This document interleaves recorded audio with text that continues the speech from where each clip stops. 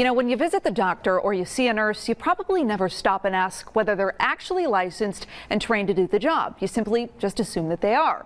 But after you hear this man's story, the question may pop into your head. Here's our WVLT News investigation. We were both just babies. I was 17. After decades of marriage, it's only natural that a husband and wife, there's my beautiful wife, will settle into defined roles. Lois is the jokester. Here's the one where you was trying to show me your muscles. Clyde is the fixer. Going in, tearing something out, fixing it, standing back and looking and saying, boy, that really looks a lot better. That's just my thing. But when Clyde got sick with pancreatitis, I almost lost my life partner. he was the one in need of fixing. Yes. The love of my life. I almost lost him. And I can't imagine it. Very emotional, yes. She says she almost lost Clyde after a home health nurse cared for him. It was just a nightmare after that lady left my home. Lois says the woman who came to care for her husband, Do you remember that face? That is her, yes. is identified as Misty Dawn Bacon, the same woman the Jefferson City Police Department says it's investigating for allegedly posing as a nurse. Lois says Bacon showed up at the house to give Clyde insulin through his food bag. I remember the nurse coming in, putting the food bag on me and getting me situated and her leaving. And then I remember getting tired and then I sort of went out. He was drooling. He couldn't hold his head up. He couldn't sit up or nothing. Clyde was taken to the now closed Lakeway Regional Hospital back in 2013. Hospital records from that visit show he was admitted because of an overuse of insulin.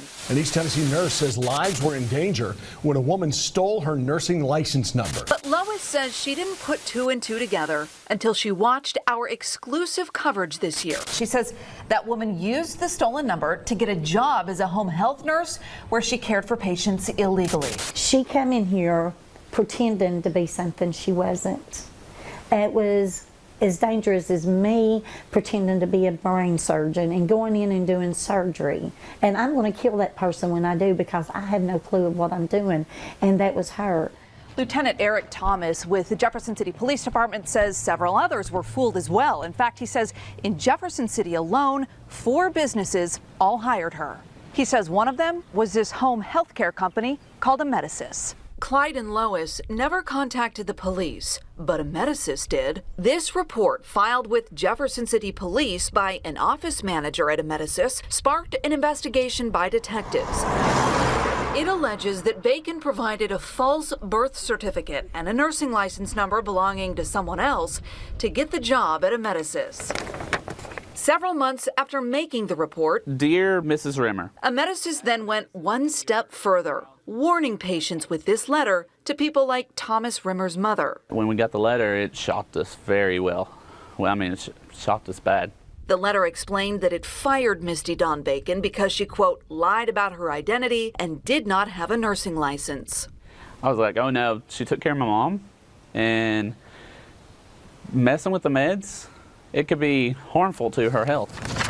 In its report filed with Jefferson City Police, Amedisys alleged Bacon engaged in fraud and identity theft, painting a picture of an elaborate lie, built on this woman's truth. I received a call from an agent with the TBI. They wanted to let me know that my nursing license had been utilized by someone else. Misty Dawn Vanette is a licensed nurse. Jefferson City Police say Bacon used Vanette's license number to work at Amedisys. It is truly terrifying to me, and I would hate to think what she's done and what decisions she's made without having that license. She could have potentially killed someone.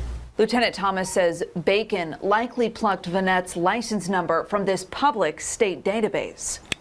It lists the name and license number of every healthcare provider in the state of Tennessee, and it took me just 6 seconds to find Misty Vanette's information online. State officials say the database is there so that you can research providers and see complaints that have been filed against them before making appointments. But Vanette says it left her vulnerable. All of our personal information is accessible online with that number. It may just be a license number, but it's a license number.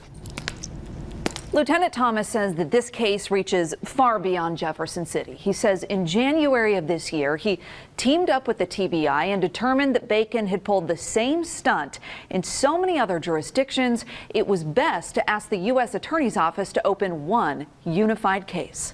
The TBI and the U.S. Attorney's Office will not confirm if they have an open investigation, and criminal charges have not been filed against Bacon. We couldn't find any record of civil charges filed against her either. So, what does she say about the accusations? Hello? This is Amanda. We're hoping that we can get your side before it airs. The only thing I want to say is 99% of the stuff that you all are hearing is not true. That is all I want to say. What exactly does Misty Dawn Bacon dispute? We showed up at her home hoping to find out. We've got a home health care company that says you lied about being a nurse. Is that true? She don't have any comments, like I said before. Misty didn't answer. Instead, she walked inside the home and shut the door. It's very scary. So you hear about a situation like this, and as a doctor, your mind goes where? Senator Richard Briggs is a medical doctor and also represents parts of Knox County. Well, first of all, this is one of the most egregious cases that I've heard about. So how does this happen? Well, the state does not require fingerprint verification in order for a healthcare provider to get a job. So Senator Briggs says the only answer is lawsuits. He says that'll force companies to change their background check policies. But Clyde isn't the suing type. Sure, I could have probably sued and got lawyers and went through all this and, I don't know, maybe got a few dollars. Instead, the fixer at heart and his wife prefer to sound the alarm using the one tool they have, their voices. I just hope this will help someone, I really do. Ever who she was around, maybe they'll see it and maybe it'll give them courage to step forward with it. Again, the TBI, the U.S. Attorney's Office, will not confirm whether they have an open investigation, and criminal charges have not been filed against Bacon. If you have concerns about a healthcare provider, you can report them to the TBI. We have information about how to do that in the WVLT News app.